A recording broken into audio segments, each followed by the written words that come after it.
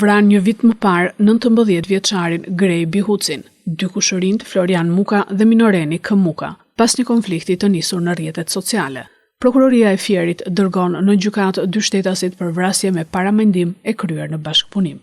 Nga hetimet rezultoi se në datën 11/3/2024, rreth orës 11:30 në lagjen Kongresi Përmetit të qytetit të Fierit, gjatë një takimi për t'u sqaruar lidhur me një konflikt të ndodhur ditë më parë dhe të publikuar në rrjetet sociale, të pandehurit Florian Muka dhe K. Muka, të cilët kanë pasur me vete armë të ftohta, në bashkëpunim me njëri tjetrin, kanë goditur viktimën Grej Bihuci, duke i shkaktuar atij vdekjen e menjëhershme.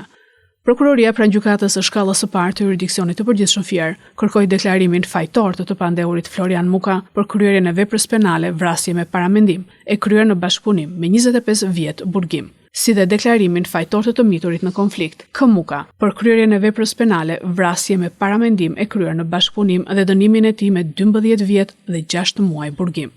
Gjithashtu i plagosur në ngjarjen e një viti më parë, mbeti edhe shoku i viktimës, Olti Seriana, 20 vjeç, i cili ndërhyri për ta shpëtuar. Viktima Grej Bihuci studionte në Degën Tik dhe pasditeve punonte kamarier në një lokal pranë vendit të ngjarjes.